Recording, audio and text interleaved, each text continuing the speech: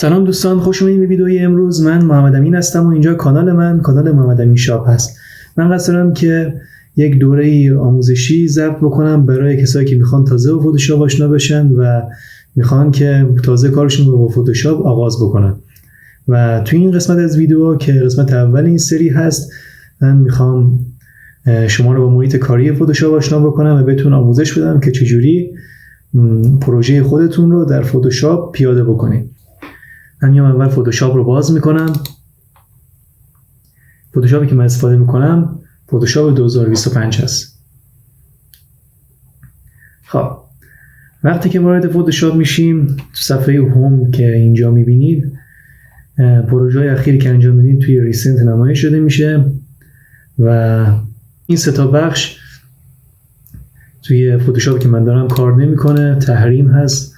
ولی بخش لرن شما میتونید آموزش های کوچیکی رو که خود فتوشاپ قرار داده اینجا شما برین یا خودتون یاد بگیرین.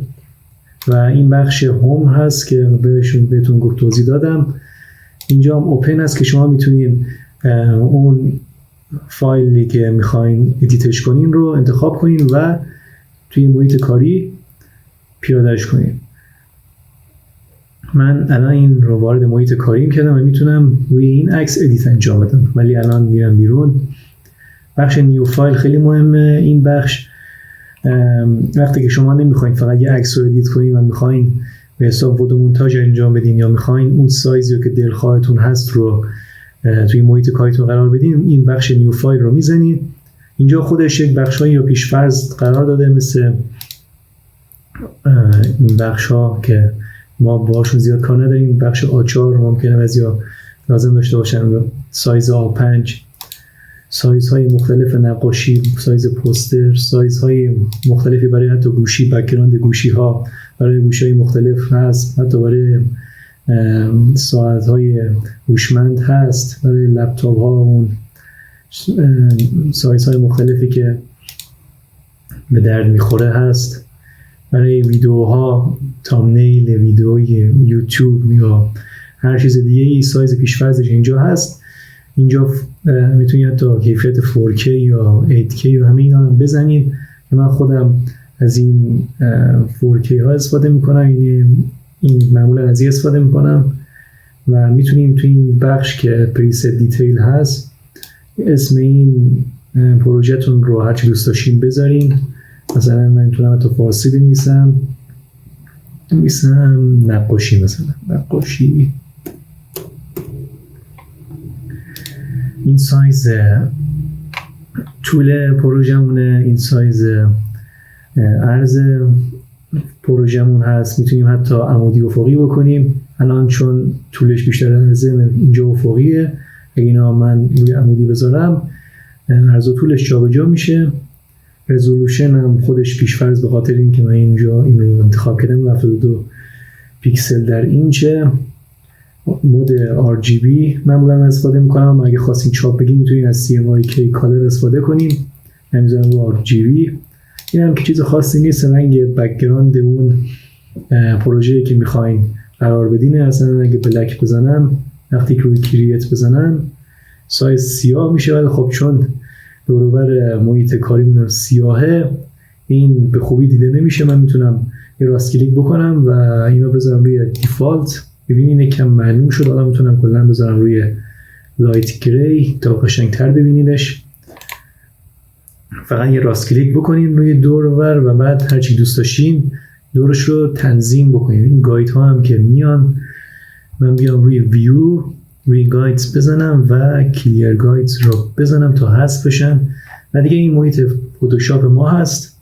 میتونیم روش کارهای مختلف انجام بدیم. محیط کاری فتوشاپ ما میتونیم از قبل روش تماشا بکنیم. من روی بخش هوم بزنم تا بیایم صفحه اصلی. خب من اگر روی این بزنم وارد ورک اسپیس میشم که میبینیم این شکلی. اما اگر این بخش من حذف کنم دوباره برم روی ورک اسپیس، میبینیم که بخش کنوس یا همون بخشی که ما درست کردیم برای ادیتمون دیگه اینجا نیست، فقط ورک اسپیس ما هست. و اینجا شما میتونین تماشا بکنین که ما توی ورک اسپیس با چه چیزایی روبرو هستیم. و این بخش اول که میشه بخش منوی فتوشاپ ما، این بخش آپشن بار ما هست که تنظیمات مربوط به ابزارهای فتوشاپ مایه.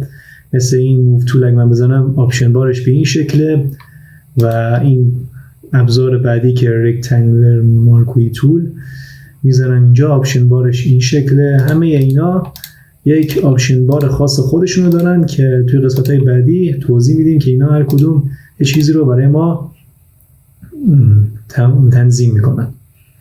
خب اینجا هم پنل های ما میتونه این دور و بر نمایش شده بشه. پنل کالر این شکلی از پنل سوئچز اینجا هست که میتونیم اینجا انواع رنگ ها رو توی این بخش ببینیم.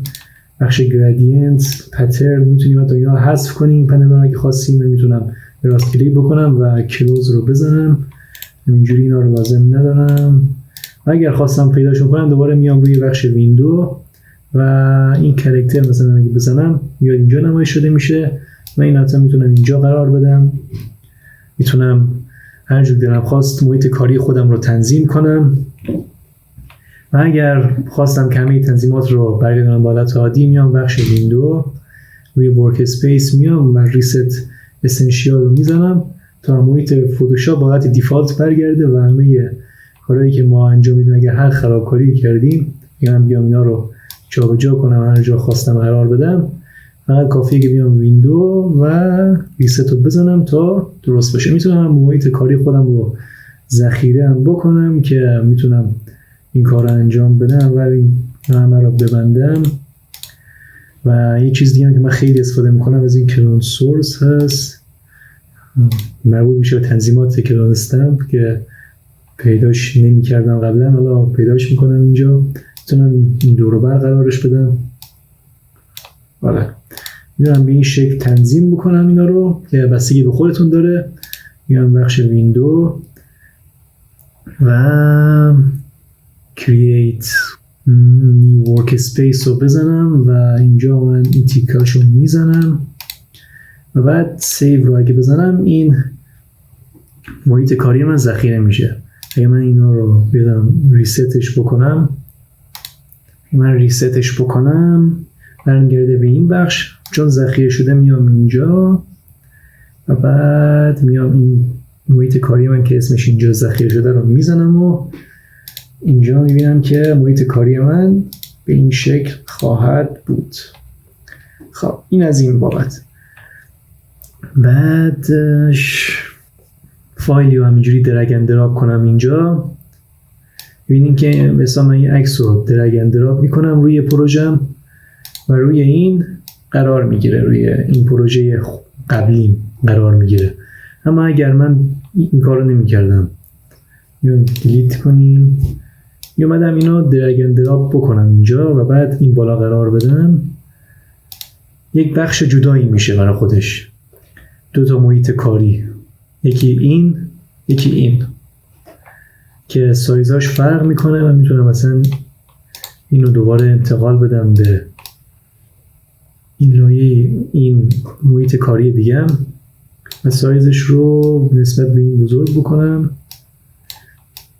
یا اصلا میتونم این بخش رو برش دارم بذارم اینجا، یک بخش جدایی باشه برای خودش.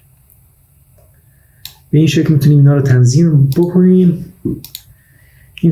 این ویدیو فقط جهت آشنایی با محیط کاری فتوشاپ بود. ممنون که ویدیو رو تماشا کردین. اگر ویدیو رو پسندیدید لطفاً ویدیو رو لایک کنین و اگر میخواین که ویدیوهای بعدی من رو از دست ندین میتونین توی کانال سابسکرایب بکنین. تا ویدیوهای بعدی، خدا نگهدار.